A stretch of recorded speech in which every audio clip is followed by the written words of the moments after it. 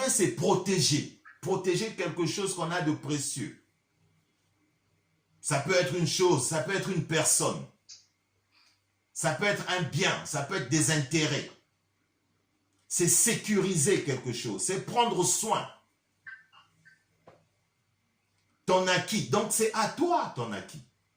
Cette bénédiction, elle est à toi cette bénédiction. C'est ton bien. C'est ton dû. Donc tu dois le protéger. Mais si tu ne le protèges pas, qui va le protéger à ta place? Ton acquis c'est quoi? Ton acquis c'est ta vie. Tu dois protéger ta vie. Tu dois protéger ta santé. Tu dois protéger ta miséricorde que Dieu t'a donnée. Tu dois protéger l'acquis qui est la grâce que Dieu t'a donnée. C'est la victoire que Dieu t'a donnée. C'est la guérison que Dieu t'a donnée. C'est le miracle que Dieu a fait dans ta vie. C'est ta marche chrétienne. C'est ton patrimoine. C'est tout ce que tu peux imaginer qui peut être ton acquis. Ça, tu dois le protéger. Donc ce matin, la parole de Dieu, mon frère, ma soeur, protège ton acquis. Sécurise la bénédiction que Dieu t'a donnée. Sécurise le bien que Dieu t'a donné. On vient de le lire dans le livre de Deutéronome, Lévitique et dans le livre de Psaume. Dieu t'a béni de toutes les façons.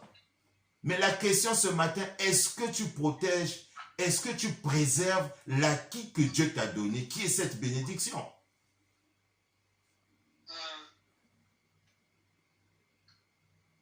Je prie que le Seigneur puisse te toucher là où tu te trouves.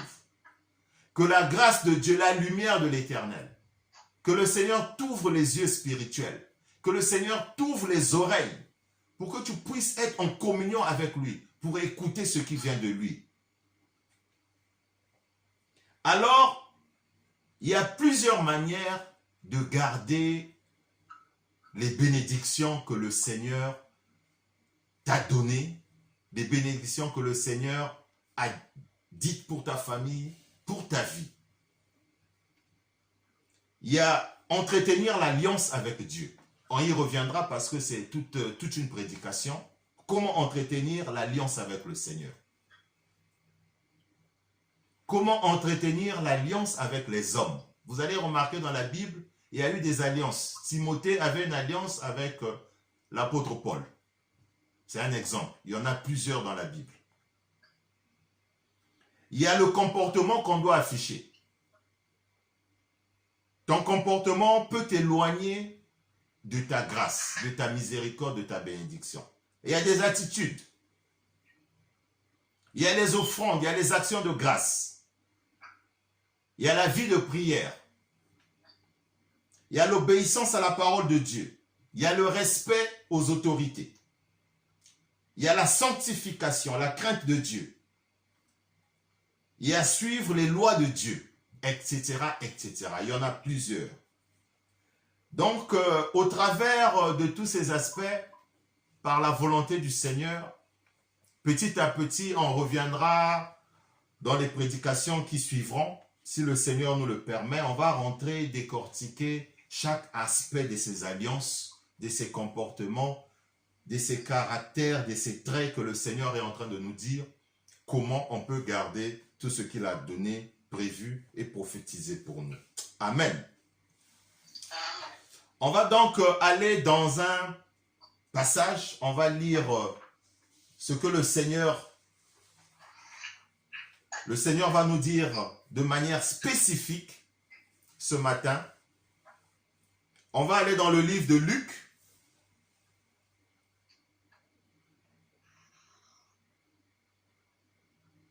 On va aller dans le livre de Luc.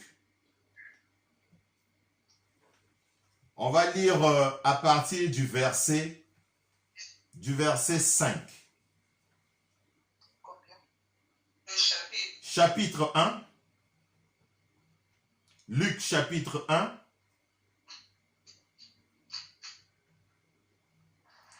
Verset 5. Je lis la parole au nom de Jésus. Du temps d'Hérode, roi de Judée, il y avait un sacrificateur nommé Zacharie. De la classe d'Abia, sa femme était d'entre les filles d'Aaron et s'appelaient Élisabeth. Tous deux étaient justes devant Dieu. Vous notez ça, tous deux étaient justes devant Dieu, observant d'une manière irréprochable tous les commandements et toutes les ordonnances du Seigneur. Vous soulignez tout ce verset. Verset 7. Ils n'avaient point d'enfant parce que Élisabeth était stérile. Et ils étaient l'un et l'autre avancés en âge. Or, pendant qu'il s'acquittait de ses fonctions devant Dieu, selon le tour de la classe, il fut appelé par le sort, d'après la règle du sacerdoce, à entrer dans le temple du Seigneur pour offrir le parfum. Verset 10. Toutes les multitudes du peuple étaient dehors en prière à l'heure du parfum. Alors un ange du Seigneur apparut à Zacharie et se tient devant lui à droite de l'autel des parfums. Verset 12. Zacharie fut troublé en le voyant et la frayeur s'empara de lui. Je m'arrête là. Quand on vient sur le verset 6, on lit tous deux étaient justes devant Dieu. Voici le premier aspect que le Seigneur est en train de te révéler ce matin. Tous deux étaient justes. Est-ce que toi tu es juste et irréprochable devant le Seigneur? Première des choses que le Seigneur est en train de nous rappeler ici. Quand on va dans le verset 8. Or, pendant qu'il s'acquittait de ses fonctions devant Dieu, selon le tour de la classe, il fut appelé par le sort. Verset 9. D'après la règle du sacerdoce, à entrer dans le temple du Seigneur pour offrir le parfum. Mon frère, ma soeur, qu'est-ce que toi tu offres comme parfum à l'Éternel?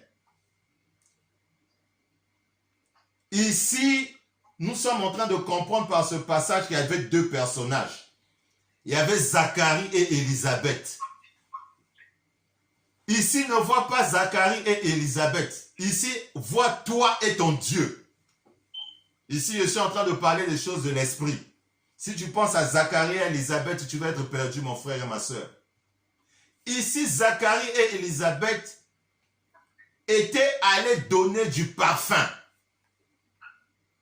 Ils étaient allés offrir du parfum auprès du Seigneur, au verset 9. Est-ce que toi, tu offres du parfum à ton Dieu?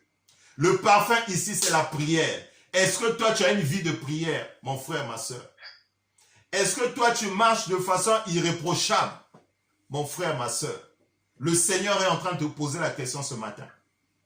Est-ce que toi, tu fais les offrandes? Est-ce que toi, tu fais les actions de grâce? Est-ce que toi, tu fais la charité? Est-ce que toi, tu fais l'aumône? Le Seigneur est en train de te parler ce matin. Le Seigneur est en train de te demander ce matin. Zacharie et Élisabeth avaient compris le secret. Oh Jésus, je suis en train de parler des choses de l'esprit. Le Seigneur est en train de te rappeler ce matin. Est-ce que toi tu offres le parfum à l'Éternel? Quel est le parfum que toi tu offres à l'Éternel? Le verset 10 nous dit, toute la multitude du peuple était dehors en prière à l'heure du parfum. Est-ce que toi tu es dehors à l'heure du parfum? Quelle est la dernière fois que tu as fait du bien à quelqu'un? Quel est le parfum que le Seigneur a reçu de ta part? Oh, je suis en train de sourire. Parce que le Seigneur est en train de t'interroger, mon frère, ma soeur. Oui, tu es croyant, tu vas à l'église tous les dimanches. Tu es serviteur de Dieu, tu es fille de Dieu, fils de Dieu. Oui, c'est bien. Mais le Seigneur est en train de te rappeler, est en train de t'interroger. Quel est le parfum que tu offres à l'Éternel? Ici, Zacharie et Élisabeth avaient compris. Au verset 11 nous dit, alors un ange du Seigneur apparut à Zacharie et se tient devant à droite de l'autel des parfums. Oh, le Seigneur va se lever à côté de ton offrande. Je suis en train de parler à toi qui es en train de m'écouter. Prépare ton parfum. Quel est ton parfum? Qu'est-ce que tu es en train de donner à Dieu? Est-ce que tu donnes ton temps à Dieu? Est-ce que tu donnes tes biens à Dieu? Est-ce que tu prends un temps de prière comme Zacharie et Élisabeth? Ils allaient donner un temps de prière. Et le Seigneur est venu se lever à côté de leur parfum. Oh, quelqu'un n'est pas en train de comprendre quand je suis en train de parler de parfum. Qu'est-ce que tu vas donner à Dieu? Ce que tu donnes à Dieu, le Seigneur va venir se lever à côté de ce que tu donnes à lui. Si ce sont les prières, Dieu va venir se lever à côté de ses prières. Si ce sont les commérages, Dieu va venir se lever à côté de ses commérages. Oh, si tu fais du bien au peuple de Dieu, Dieu va venir se lever à côté de ce parfum. Quel est le parfum que tu donnes à Dieu? Seigneur, merci de cette révélation. Merci de cette révélation. On va continuer à écouter. Au verset 12. Zacharie fut troublé en le voyant. Oh, mon frère, Zacharie était troublé quand il a vu que Dieu est venu se lever à côté du parfum qu'il avait donné. Oh, le parfum, c'était pas Chanel. Le parfum, c'était pas Kourous. Le parfum, c'était pas Lacoste. Le parfum de Zacharie et de Élisabeth, c'était la prière. Le parfum de Zacharie et d'Élisabeth. Oh, je ne sais pas ce qu'ils avaient donné à Dieu, mais ils avaient donné un parfum à Dieu. Et Dieu est venu se lever à côté de ce parfum. Elle était stérile. Ici, ne voyons pas la stérilité comme telle. La stérilité d'Élisabeth, elle n'arrivait pas à concevoir. Mais toi, quelle est ta stérilité? Ta stérilité, c'est peut-être le chômage. Ta stérilité, c'est peut-être les business qui ne marchent pas. La stérilité, c'est peut-être les problèmes. La stérilité, c'est peut-être les combats. Quelle est la stérilité de ta vie, mon frère, ma soeur? Quelle est la stérilité de ta vie? C'est un mariage que tu veux? Qu'est-ce que tu cherches dans ta vie? Quelle est la sécheresse dans ta vie? Élisabeth, sa sécheresse était la stérilité. Mais elle avait compris le secret, bien qu'elle était avancée en âge. Elle avait donné un parfum. Et Dieu était allé se lever à côté de ce parfum. Écoutons la suite. On va au verset 13. Le Seigneur lui dit, mais l'ange lui dit, ne crains pas, Zacharie, car la prière a été exaucée. Ta femme Élisabeth enfantera un fils et on lui donnera le nom de Jean. Oh Jésus, hey, je suis en train de parler à quelqu'un. Le Seigneur te dit, ne crains pas. Parce que tu as donné un parfum. Je suis venu me lever à côté de ton parfum. Ta prière a été exaucée. Est-ce que toi, tu as donné un parfum pour que ta prière soit exaucée? Oh Jésus. Oh Seigneur. Oh Seigneur. Merci Seigneur de cette révélation.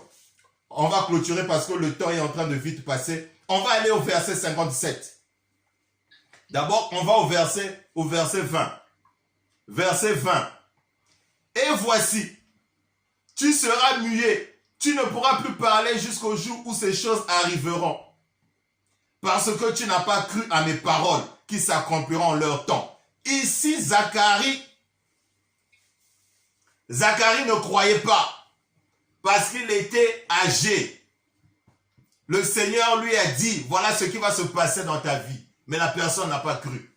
Ce matin, Dieu est en train de te dire, si tu ne crois pas comme Zacharie n'avait pas cru avec Élisabeth, tu seras muet. Mon frère, ma soeur, je ne veux pas que tu sois muet. Crois! Parce que c'est la parole de Dieu. Moi, je suis content pour toi. Parce que je sais que tu vas vivre le miracle de Zacharie et de Élisabeth. Ils avaient donné leur parfum.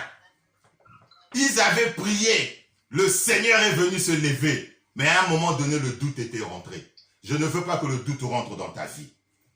On va au verset 57. Verset 57, on va écouter.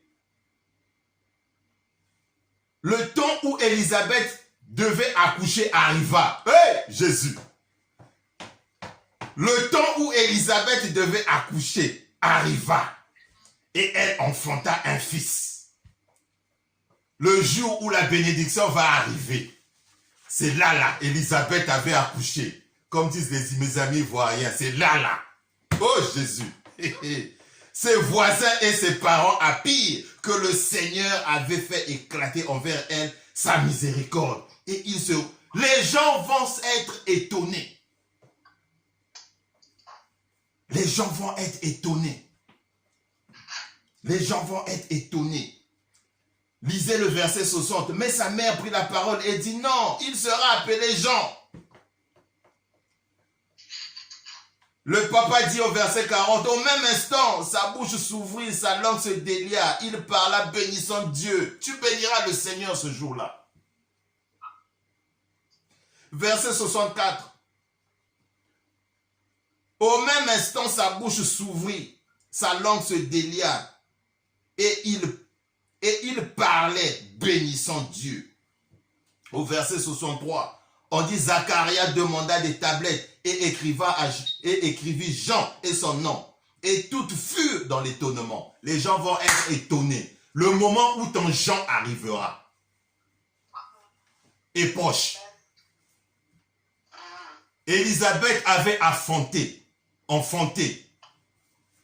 bien qu'elle était avancée en âge, parce qu'elle avait compris comment fonctionne le Seigneur. Le Seigneur fonctionne avec des principes, avec des conditions. Au départ de Lévitique et de Deutéronome, on avait compris la condition. C'est si tu obéis à la parole, si tu écoutes la voix, voici ce que tu obtiendras. Seigneur, merci pour cette parole que nous avions écoutée ce matin. Elle est tellement profonde, mais nous allons revenir en détail. Nous allons comprendre les mystères cachés dans ta parole.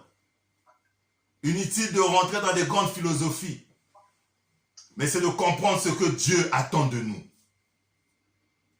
Je prie ce matin que cette révélation de la vie de Zacharie et de Élisabeth t'enseigne 3 choses. La première, c'est d'être irréprochable. La deuxième des choses, c'est d'apporter le parfum. Et la troisième, c'est de ne pas douter pour ne pas tomber dans le cas où tu pourras devenir muet. Et l'étonnement arrivera le jour que tu enfanteras. Élisabeth avait enfanté et toi tu obtiendras la grâce et la miséricorde de ce que tu veux. Seigneur, nous te disons merci pour cette parole, Réma.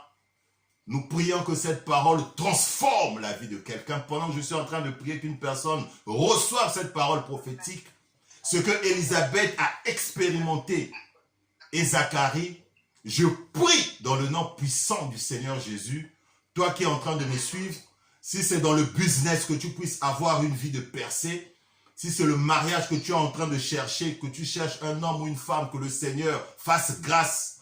Si c'est un enfant physique que tu es en train de chercher, que le Seigneur te le donne. Si c'est la guérison, que la guérison arrive à ta porte.